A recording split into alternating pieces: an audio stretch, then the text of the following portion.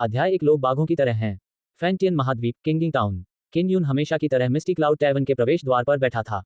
वह सड़कों पर आते जाते लोगों को घूर रहा था, उसके चेहरे पर एक सरल और ईमानदार मुस्कान थी। मिस्टी क्लाउड टैवर्न का व्यवसाय हमेशा से बहुत समृद्ध रहा था, किसी और कारण से नहीं, क्योंकि इस टैवर्न का मालिक एक उच्च कोटि की सुंदरी थी। लियू यानयून इस साल 20 साल की हो गई थी। वह बेहद खूबसूरत थी और उसका फिगर बेहद आकर्षक था। उसे किंगिंग टाउन में नंबर 1 सुंदरता के रूप में सराहा गया था। इससे किंगनिंग कस्बे के सभी जानवर अपनी सांस रोककर ये देखना चाहते थे कि यह सुंदरता कितनी कोमल है। हालांकि लियू यानयून हमेशा एक जैद की तरह था, कभी किसी एक व्यक्ति के प्यार में नहीं पड़ा। एक बार एक अमीर व्यापारी ने बहुत सारा पैसा फेंक दिया और अपनी इच्छा के अनुसार उसके बिस्तर पर चढ़ने में असफल रहा। हालांकि किंगिंग टाउन के पुरुषों को जो बात पागल कर रही थी वह ये थी कि कोई तो था जो इस स्वप्निल शरीर को गले लगा सकता था और हर दिन सो सकता था। ये व्यक्ति कोई और नहीं बल्कि किन यून था। किन यून इस साल 16 साल का हो गया। वह एक अनाथ था जिसे 6 साल पहले लियू यानयून ने गोद लिया था, लेकिन वह मूर्ख था। लियू यानयून खुद एक अनाथ थी, शायद इसलिए क्योंकि उसे उसी बीमारी के कारण किन यून के लिए दुख हुआ था। वह किन यून की देखभाल अपनी बड़ी बहन की तरह कर रही थी। यद्यपि किन यून मूर्ख था, फिर भी उसने हमेशा उसे अपने छोटे भाई की तरह माना था और उसे बहुत प्यार करती थी। पापा पापा, अचानक जोरदार तालियां बजने लगीं। लियू यानयून, जो व्यस्त था, को तुरंत एहसास हुआ कि कुछ गड़बड़ है और वह दुकान से बाहर भाग गया। निश्चित रूप से एक मजबूत आदमी की शक्ल वाला आदमी किन्यू के कपड़ों को लड़की की तरह पकड़ रहा था और उसे बेतहाशा थप्पड़ मार रहा था। दुबले पतले और कमजोर किन्यू को पहले ही इस हद तक पीटा जा चुका था कि उसका मुंह खून से भर गया था और उसका चेहरा डर से भर गया था। किन यून को इतना पीटा जा रहा था कि खून बहने लगा। लियू यानयून ने तुरंत एक दर्दनाक अभिव्यक्ति प्रकट की। उसने तुरंत किन यून को पकड़े हुए मजबूत आदमी पर चिल्लाया, वांग दाहू, तुम क्या कर रहे हो?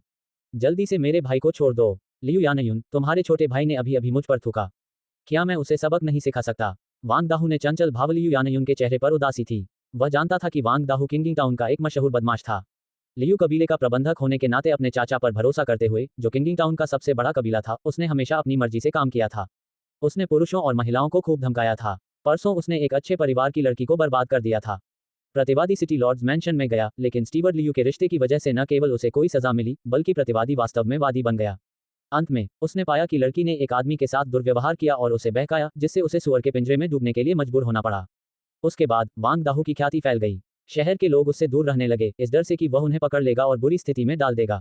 वांग दाहू और भी घमंडी हो गया। अब जब उन्होंने देखा कि किन्यू को वांग दाहू द्वारा बुरी तरह पीटा जा रहा है, तो दर्शक उसकी ओर इशारा कर रहे थे। दुख की अंतहीन चीखें थीं, लेकिन उनमें से किसी ने भी मदद करने की हिम्मत नहीं की। वांग दाहू, तुमने मुझे भी सबक सिखाया है, क्या तुम्हें मेरे छोटे भाई को नहीं जाने देना चाहिए? लियू यानयून ने उदास चेहरे के साथ कहा। आज वांग दाहू यहाँ स्पष्ट रूप से गलतियां ढूंढने आया था। हालांकि उसका छोटा भाई मूर्ख था, लेकिन वह बहुत आज्ञाकारी था। वह निश्चित रूप से बिना किसी कारण के लोगों पर थूकता नहीं था।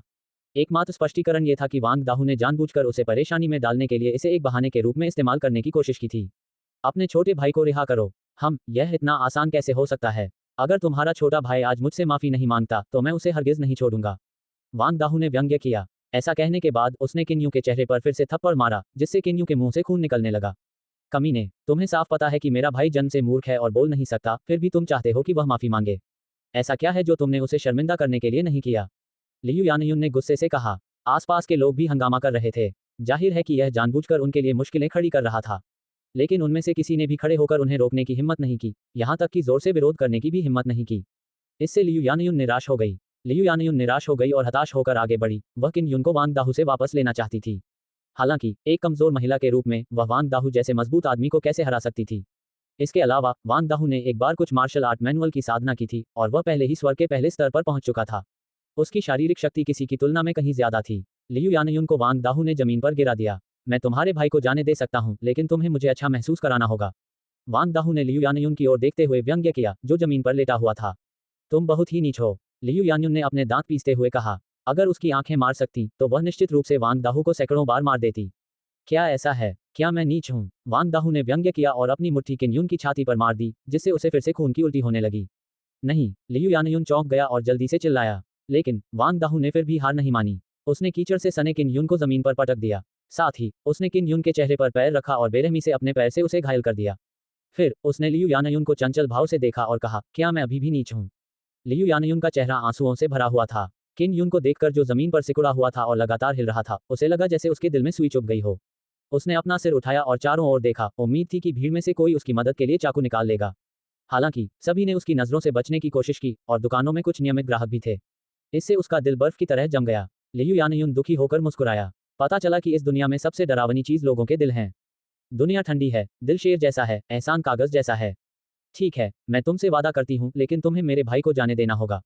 अंत में लियू यान्युन ने अपने सारे आंसू पोंछे और वांग दाहू को ठंडे भाव से देखा। इस समय ऐसा लग रहा था जैसे उसका दिल खून से लथपथ हो रहा हो, लेकिन मेरे छोटे भाई के लिए ऐसा करने के अलावा उसके पास कोई विकल्प नहीं था। हा हा, अच्छा, वांग दाहू जोर से हंसा। वह लंबे समय से लियू यान्युन के शरीर की लालसा कर रहा था, लेकिन वह ऐसा करने का अवसर ढूंढने के लिए संघर्ष कर रहा था। बाद में यह विचार उनके चचेरे भाई के दिमाग में आया। उन्हें उम्मीद नहीं थी कि यह कारगर होगा। जब मैं वापस जाऊंगा तो मुझे अपने चचेरे भाई का शुक्रिया अदा करना चाहिए। मैंने उसे लियू यान्युन का मोटा मांस खाने दिया। जब उसने लियू यान्युन के शरीर पर सर पर दौड़ने के बारे में सोचा तो वह आवेग महसूस करने से खुद को रोक नहीं सका। वांग दाहू जोर से हंसा और सीधे किन यून को एक तरफ फेंक दिया। वह लियू यान्युन को उठाकर शराब खाने के भीतरी कमरे की ओर चल दिया। जब दर्शकों ने लियू यान्युन को ले जाते हुए देखा तो उन्हें पता था कि क्या होगा, लेकिन उनमें से किसी ने भी उसे रोकने के लिए खड़े होने की हिम्मत नहीं जुटाई।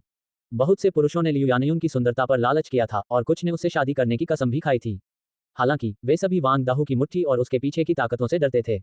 एक एक करके वे केवल दुख में आहें भर सकते थे और अंततः असहाय होकर तितर-बितर हो गए।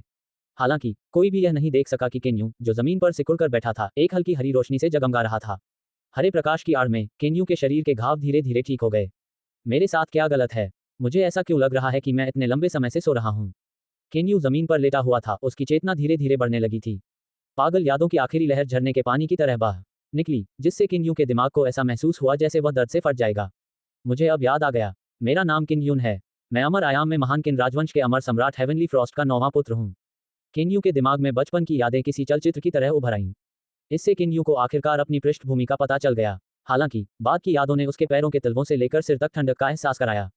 16 वर्ष पूर्व उनका जन्म एक साधारण स्त्री के घर हुआ था, लेकिन अप्रत्याशित बात यह थी कि उनका जन्म कैसे मोटल बोन के साथ हुआ था। ये पूरे अमर आयाम की किंवदंतियों से एक विशेष काया थी। हर 10,000 साल में किसी का जन्म होना दुर्लभ था। इस कारण से उसकी प्रतिभा पूरे अमर आयाम में बेजोड़ थी। वह 3 साल की उम्र में दाव में प्रवेश कर गया, 6 साल की उम्र में अमर बन गया और 10 साल की उम्र में ही अमर क्लेश को पार कर गया, सच्चे अमर क्षेत्र में पहुंच गया। उसकी साधना की गति बस भयानक थी। अमर सम्राट भी उस पर बहुत स्नेह करते थे और यहाँ तक कि उसे अमर सम्राटों की अगली पीढ़ी बनाने के लिए उसका पालन पोषण करने के भी विचार थे और उसका जीवन बहुत सुंदर था। लेकिन ये सब 6 साल पहले गायब हो गया। एक बड़ी साजिश के तहत उसके कैसे मोटल बोन एसेंस को जबरदस्ती खींच कर ले जाया गया। उसकी साधना का आधार बिखर गया और वह अपंग हो गया। उसकी मां को भी उसने फंसाया और अंतहीन रसातल में भेज दिया। उसे हमेशा के लिए प्रताड़ित किया जाएगा। ये कारण नहीं था कि केन्यू का दिल ठंडा था। उसका असली ठंडापन ये था कि उसके पिता, अमर सम्राट त्यानहान, जो हमेशा उससे बहुत प्यार करते थे, ने ये जानने के बाद कि उसकी आदिम अराजकता अमर हड्डी गायब हो गई थी, उसकी व्याख्या नहीं सुनी। इसके बजाय उन्होंने अंधाधुंध तरीके से उसकी यादों और दिमाग को सील कर दिया और उसे नश्वर दुनिया में भेज दिया। मूल रूप से इस जीवन में वह बुढ़ापे में मरने तक मूर्खतापूर्ण जीवन जीता। हालांकि अभी अभी एक रहस्यमयी शक्ति उसके शरीर में प्रवेश कर गई, जिसने उसकी यादों पर लगी सील को तोड़ने में उसकी मदद की। इससे वह सब कुछ सामने आया जिसके बारे में केन्यू ने अब सोचा था। तो सब कुछ ऐसा ही है। केन्यू के चेहरे पर एक कड़वी मुस्कान दिखाई दी। जब सच्चाई उजागर हुई तो वास्तविकता बहुत क्रूर थी। 6 साल बाद भी उसका दिल इतना ठंडा था। इसके बाद केन्यून के दिमाग में एक और याद कौन थी, लेकिन इससे वह चौंक गया। यह उसकी 6 साल की उलझी हुई जिंदगी की याद थी। इन 6 सालों की यादों में एक परिचित व्यक्ति हर दिन उसकी अथक देखभाल करता था। चाहे उसे कितनी भी सर्दी या गर्मी क्यों ना हो, वह हमेशा उसके कपड़े धोता पहनता, उसके साथ रोता और हंसता था। वह ये भी जानती थी कि जब वह रात को सोएगा तो उसे बुरे सपने आएंगे, इसलिए वह हर दिन उसे अपनी बाहों में भर लेती और उसे सुलाने के लिए मनाती, फिर खुद चैन से सो पाती। ये व्यक्ति लियू यानयुन था। बहन किन यून के चेहरे पर आंसू की 2 लकीरें साफ दिखीं। लियू यानयुन की सावधानीपूर्वक देखभाल ने उन्हें अपने जीवन के सबसे निराशाजनक क्षण में इस दुनिया की गर्माहट का एहसास कराया। हालांकि जब उसे याद आया कि अभी क्या हुआ था, तो किन यून के दिल में क्रोध की एक लहर उमड़ पड़ी। वांग दाहू, अगर तुमने मेरी बहन के चेहरे पर एक बाल भी छूने की हिम्मत की, तो मैं तुम्हें निश्चित रूप से बिना कब्रिस्तान के मार डालूंगा। किन यून की आंखें तुरंत लाल हो गईं और वह जोर से दहाड़ा। उसका पूरा शरीर एक पागल चीते की तरह था जो शराब खाने के भीतरी कमरे में घुस रहा था।